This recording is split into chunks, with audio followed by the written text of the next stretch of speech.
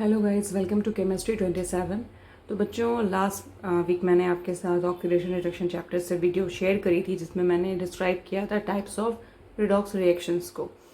तो गाइस, उसमें दो आपके जो हैं सेक्शन कंप्लीट हुए थे, फर्स्ट और सेकंड। जो थर्ड पार्ट है ऑक्सीडेशन रिडक्शन का जो काइंड है, वो रिडॉक्स रिएक्शन जो है वो कितनी तरह के होते हैं हमने ये पढ़ा था। तो उसका जो थर्ड पार्ट है उसको बोलते हैं हम डिस्प्लेसमेंट रिएक्शन। डिस्प्लेसमेंट बच्चों क्या होता है? अब डिस्प्लेसमेंट से आपको समझ में आ रहा होगा, डिस्प्लेस कर देना, यानी कि कोई भी गिवन कंपाउंड के अंदर कोई भी आयन या फिर एटम किसी दूसरे आयन या एटम से रिप्लेस हो जाए, यानी कि उसको हटाकर कोई दूसरी चीज़, यानी कि जैसे यहाँ पर एक्स वाई वाई जेड, ठीक है, ये आपस में रिएक्ट कर रहा है। तो इसमें क्या हो रहा है कि एक्स जो है रिप्लेस कर रहा है वाई को और एक्स जेड फॉर्म कर रहा है, और वाई जो है वो क्या हो जा रहा है, रिमूव हो जा रहा है। तो इस तरह से आपने देखा कि यहाँ पे क्या हो रहा है, डिस्प्लेस कर दे रहा है एक आयन या एटम दूसरे आयन या एटम को। तो इसको हम बोलते हैं डिस्प्लेसमेंट रिएक्शन। तो बच्चों, ये डिस्प्लेसमेंट रिएक्शन बेसिकली दो तरह के होते हैं, मेटल एंड नॉन मेटल।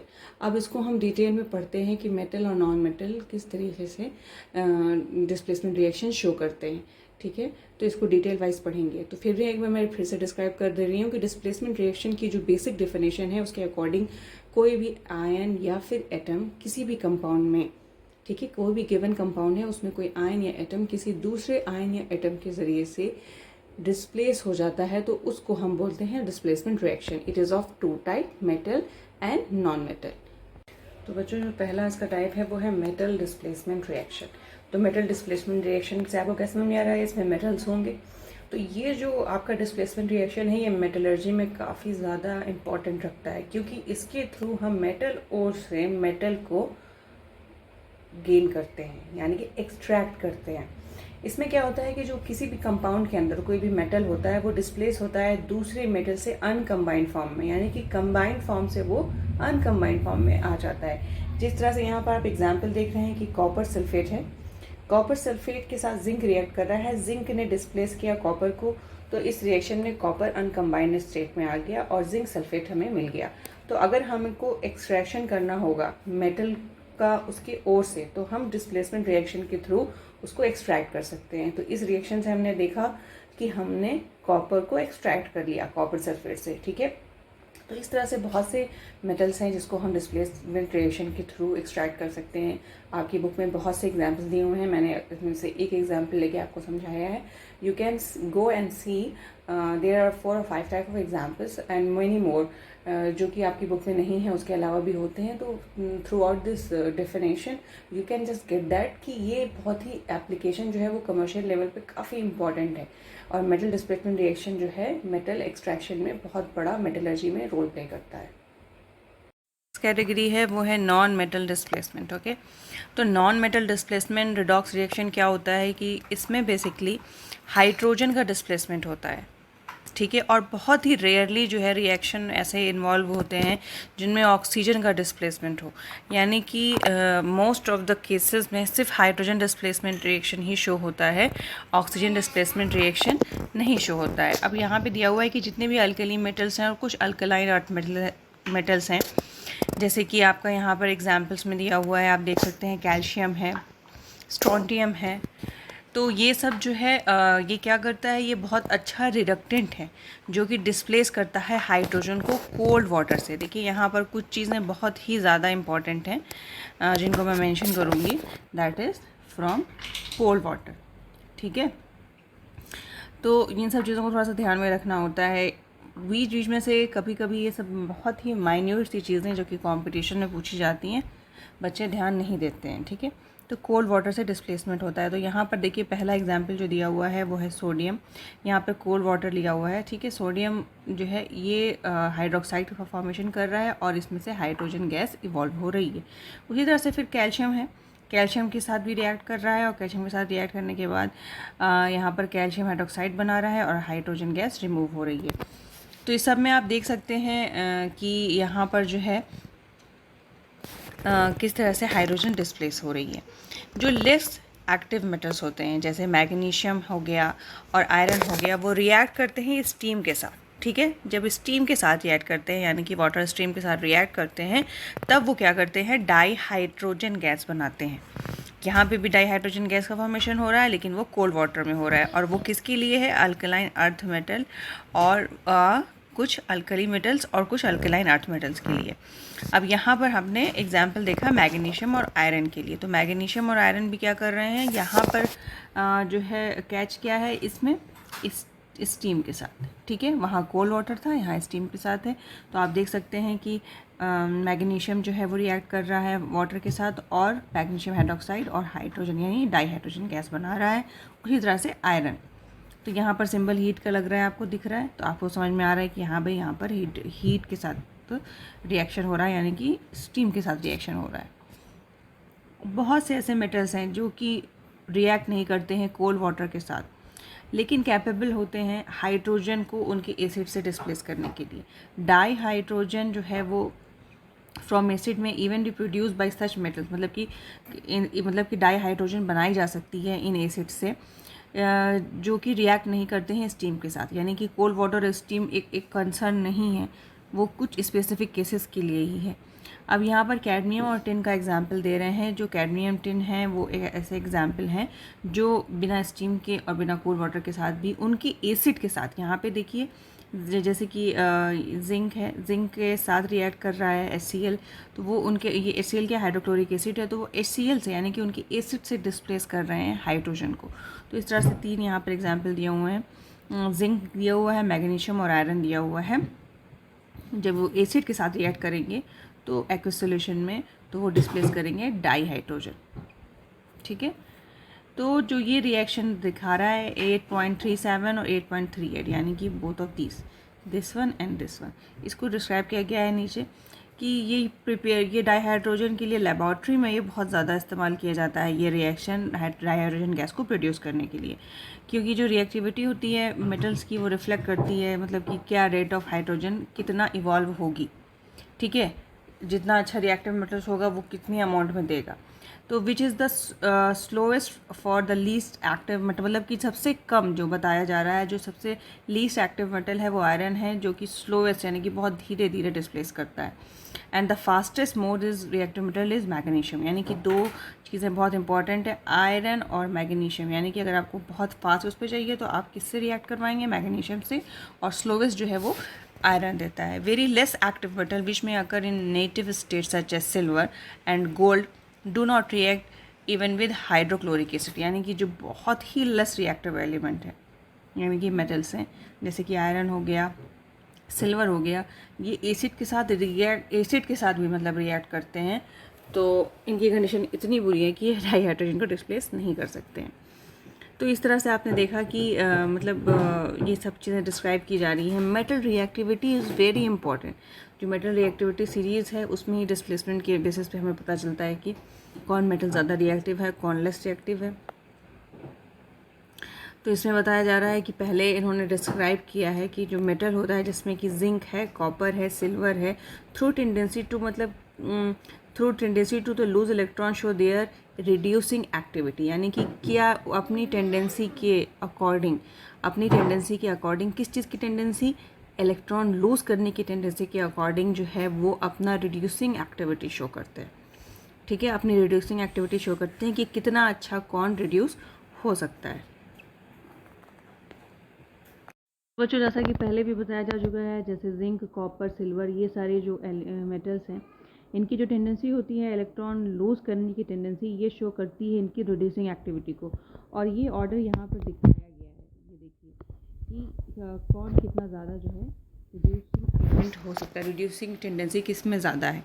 तो जिंक, कॉपर और सिल्वर की एक सीरीज़ है, इसमें सबसे ज़्यादा जिंक है और फिर कॉपर और फिर सिल्वर है। इसी तरह से जैसे कि जो सारे मेटल्स होते हैं उनकी रिएक्टिविटी सीरीज़ होती है, उसी तरह से हैलोजेंस की भी पावर जो है वो हम ग्रुप में जब डाउन यानी नीचे की तरफ आते हैं फ्लोरीन से आयोडीन की तरफ, तो इनकी जो कैपेसिटी होती है, इनकी जो टेंडेंसी होती है, पावर होती है ऑक्सीडाइजिंग एजेंट की, वो डिक्रीज़ होती है पीरियोडिक टेबल में।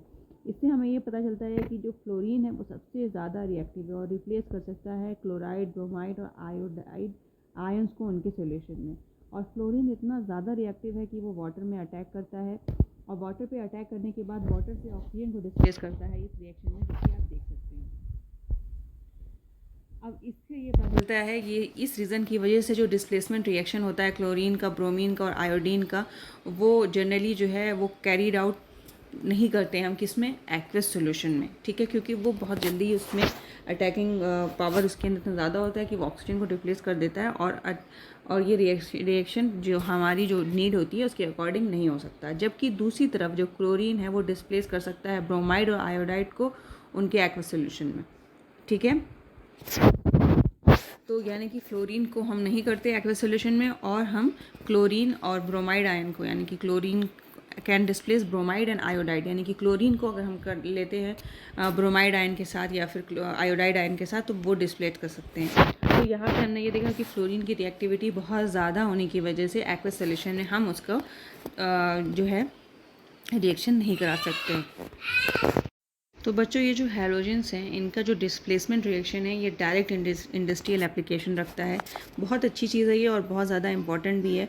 तो इससे हमें जो रिकवरी होती है हैलोजेंस की, उनके हाइलाइट से हम उसको कैसे रिकवर करते हैं ये हम क्या कहते हैं डिस्प्लेसमेंट रिएक्शन के थ्रू उनको ईजिली रिकवर कर सकते हैं। यहाँ पर एक रिएक्शन में करके दिखाया भी गया है कि किस तरह से एक आयनिक फॉर्म से हमने रिकवर किया एक हैलोजन को। यहाँ पर जो एक्स है ये मैंशन कर रहा है किसी भी हैलोजन को। तो इस तरह से आपने देखा कि एक्टिविटी सीरीज हैलोजन की और आपकी जो है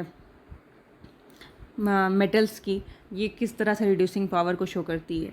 अब हम अपने नेक्स्ट टॉपिक की तरफ चलते हैं जो कि है फोर्थ वाला। अब फोर्थ में जो हमारा एक्सप्लेनेशन है डिसप्रोपोर्शनेशन रिएक्शंस, वो हम अब नेक्स्ट उसमें इसको डिस्क्राइब करेंगे। Disproportionation reactions, okay. Disproportionation reaction जो है इसमें आपका मतलब एक अपने आप में बहुत ही special type of redox reaction है। जैसे कि आपकी बुक में डिफाइन किया गया है कि डिसप्रोपोर्शनेशन रिएक्शन जो है बहुत special type of redox reaction होते हैं। इस रिएक्शन में क्या होता है कि जो एलिमेंट होता है उसकी एक ऑक्सीडेशन, मतलब एक single oxidation, one oxidation state में वो साइमल्टेनियसली यानी एट अ सिंगल टाइम वो ऑक्सीडाइज और रिड्यूस दोनों होता है, ठीक है।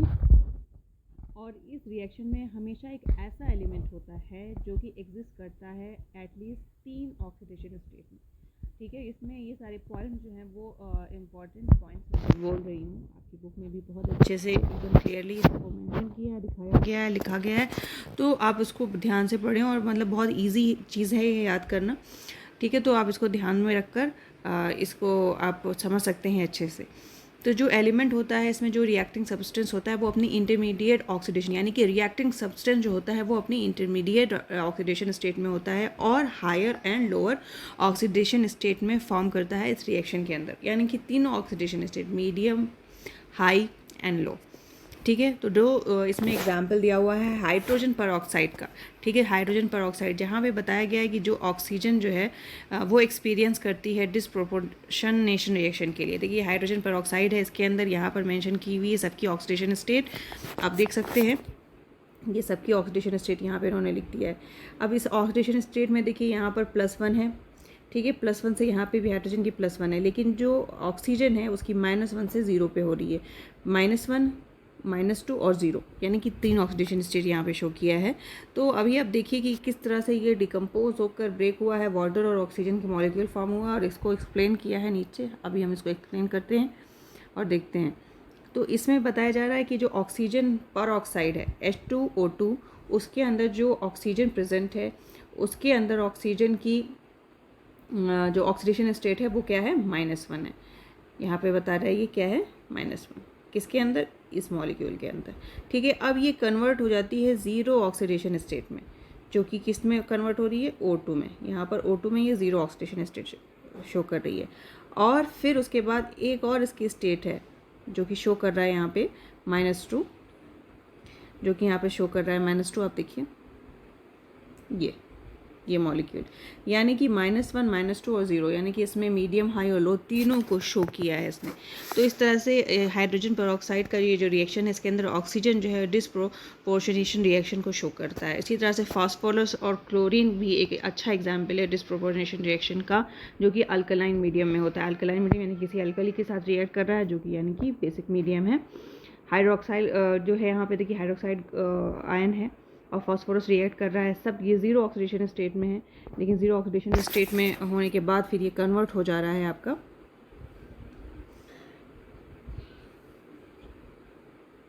आप देख सकते हैं ईजिली, यहाँ पे फास्फोरस, और ये फास्फोरस यहाँ पर जो है फॉस्फीन जो है यहाँ पे -3 यहाँ पर ऑक्सीडेशन स्टेट है, यहाँ पर +1 ऑक्सीडेशन स्टेट है। और इसी तरह से आपका जो दूसरा है सल्फ़र, उसमें भी देखिए इस तरह से सल्फ़र का रिएक्शन हो रहा है हाइड्रोक्साइड आयन के साथ, तो वो किस तरह से रिएक्ट कर रहा है और अपने ऑक्सीडेशन स्टेट को चेंज कर रहा है। तो मतलब कि आप गिवन टाइम में आप एग्जांपल जो हैं आपको जो इजी लगी, जो अच्छा लगे वो याद कर सकते हैं, बट एग्जांपल्स को ध्यान में रखना पड़ता है कि हाँ ये रिएक्शन जो है वो इस डेफिनेशन को डिफाइन, मतलब अच्छी तरह से इस टॉपिक को डिफाइन कर रहा है और इसमें हम ये एग्जाम्पल देंगे तो हमें मार्क्स अच्छे मिलेंगे। क्योंकि कभी कभी जो होता है, मतलब आपके होम एग्ज़ाम में पूछ सकता है इस रिएक्शन की डिफिनेशन विद एग्जाम्पल, या फिर कि रिएक्शन देकर ऑक्सीडेशन स्टेट चेंज आपको देकर या फिर ना देकर क्वेश्चन पूछ सकता है कि ये रिएक्शन डिसप्रोपोर्शनेशन रिएक्शन है या नहीं है। फिर आपके बाद देखिए इसमें क्लोरीन का जो हमारा तीसरा है, ये एक मतलब ये हाउस होल्ड ब्लीचिंग एजेंट है। ये रिएक्शन इंपॉर्टेंट है, जो हमारा लास्ट रिएक्शन है, ये लास्ट रिएक्शन इंपॉर्टेंट है। इसमें देखिए ये बताया गया है कि जो हमारा हाउस होल्ड ब्लीचिंग एजेंट होता है, यानी कि जो डीकलराइज करता है चीज़ों को, वो रिएक्शन है ये अल्कलाइन मीडियम में। तो ये रिएक्शन हमें बता रहा है कि जो हाइड्रोक्लोराइड आयन है हमारा, ये हाइड्रोक्लोराइड आयन जो यहाँ पर बन रहा है, ये हाइड्रोक्लोराइड आयन जो फॉर्म हो रहा है वो ऑक्सीडाइज हो रहा है, वो कलर बियरिंग स्टेन को किसी भी सब्सटेंस के अंदर कलरलेस कर देता है, यानी कि वो कलरलेस कंपाउंड फॉर्म करता है। तो ये भी रिएक्शन पूछ सकता है, कभी कभी कंपटीशन में भी इस तरह छोटी चीज़ों को पूछ लेता है। मतलब अब ये डिपेंड करता है कि एग्जामिनर का क्या मूड है, और वो जो पेपर सेटिंग होती है उसमें कभी कभी कुछ ऐसी चीज़ें जो कि आपको लगता है कि बहुत ज़्यादा इंपॉर्टेंट नहीं, अनइम्पॉर्टेंट है, और पूछ ली जाती हैं।